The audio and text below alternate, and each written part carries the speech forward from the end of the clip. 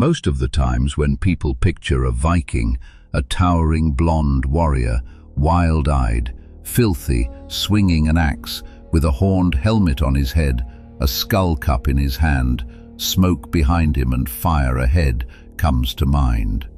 It's such a powerful image that it feels like history, but most of it is a modern costume built from opera stages, romantic paintings, pulp novels, movies, and video games. Over time, that costume replaced the real people who lived in Scandinavia and sailed across Europe 1,000 years ago. Today, we're going to peel that costume off. We'll go myth by myth, what's invented, what's exaggerated, and what's true but misunderstood. And in the end, we'll meet something more interesting than the stereotype.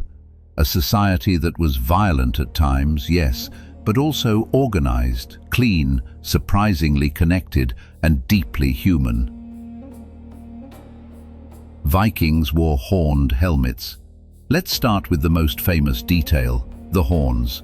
The short version is simple. Vikings didn't wear horned helmets in battle. Real combat gear has one job, which is to keep you alive. Horns are handles, they catch blades, and they pull your head sideways.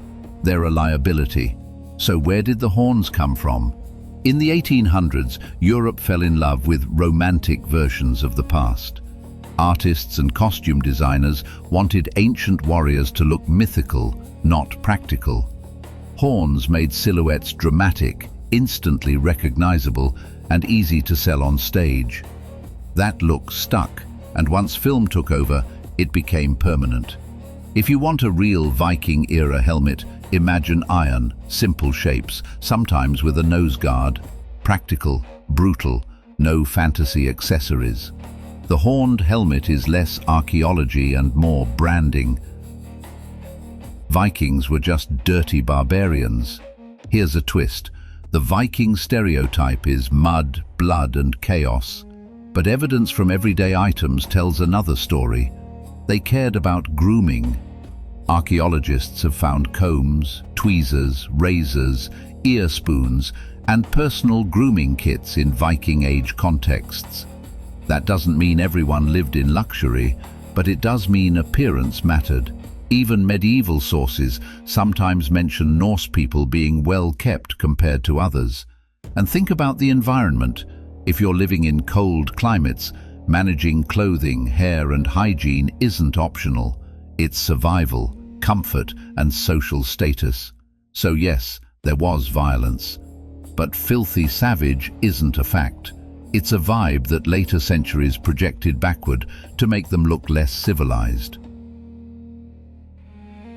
Vikings were one united people under one king.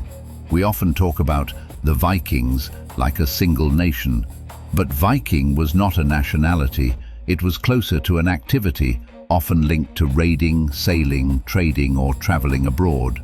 The people we call Vikings came from different regions, what we now call Norway, Denmark, Sweden, and Scandinavian settlements beyond.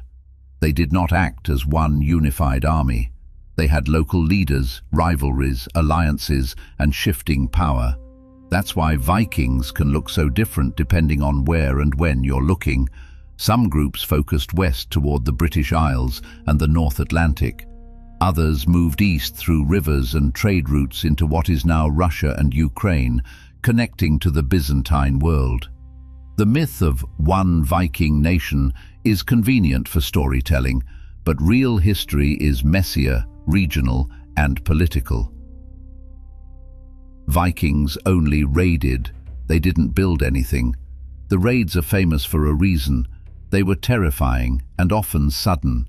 Coastal monasteries and towns weren't prepared for fast ships and armed crews who knew exactly when and where to strike. But here's the bigger picture. Raiding was only one part of Viking life. Most Norse people were farmers. They raised animals, they harvested, they hunted and fished, they built homes, tools, and communities. And many Viking journeys were not raids at all. They were trade missions, exploration, settlement, diplomacy, mercenary work. Viking Age Scandinavia was tied into long-distance networks. Goods moved across vast distances: silver, cloth, weapons, beads, spices, and more. That doesn't happen in a world of mindless barbarians. It happens in a world with logistics, navigation skill, and economic motivation. The myth reduces them to a single mode: violence, because violence makes better headlines. But the Viking world was also craft, commerce, and survival, day after day.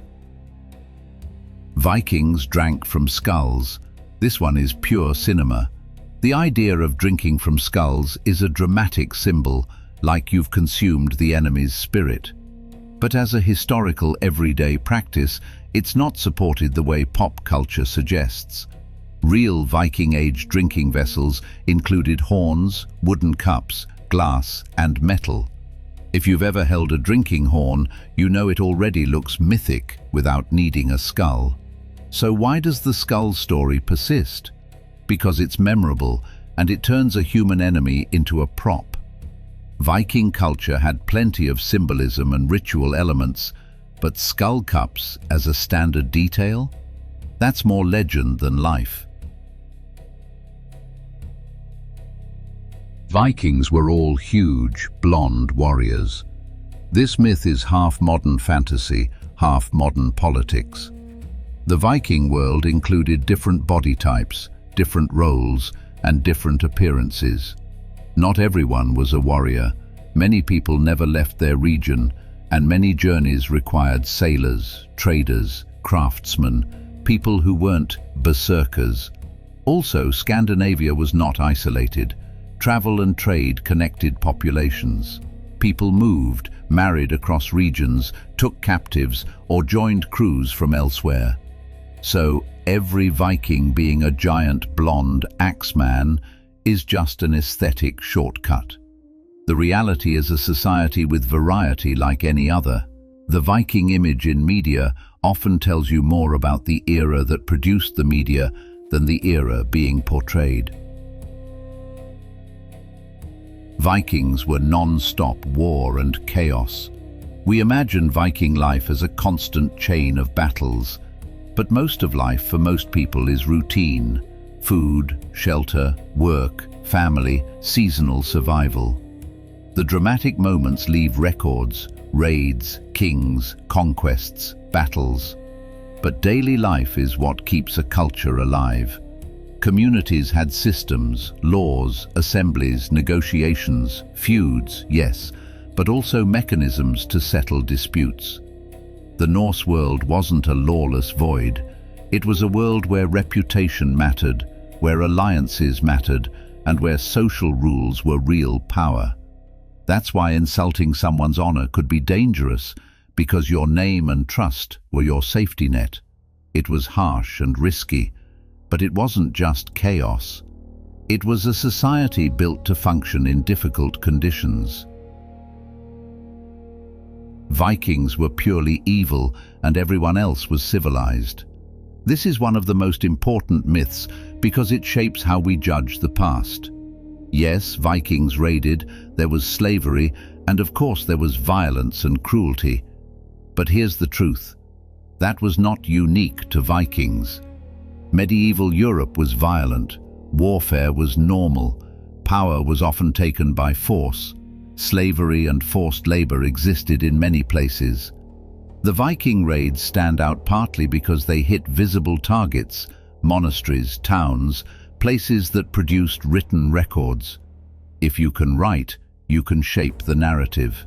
And many early accounts of Vikings come from victims and enemies. Understandably, those accounts describe terror. So the myth isn't that Vikings were peaceful. The myth is that Vikings were uniquely monstrous.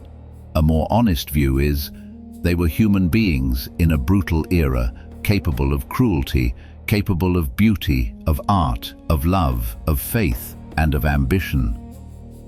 So when you strip away the horns, the skull cups, the non-stop rage, and the single Viking nation, what's left? A complex world. People who farmed and traded, who sailed dangerous waters, who told stories to make meaning out of winter and war. and who built reputations that could protect them or destroy them. The Viking myth is entertaining, but the reality is richer, because real history isn't a costume, it's a life lived by people who felt fear, pride, hunger, loyalty, and hope, just like we do. And that's why the truth is always more interesting than the stereotype.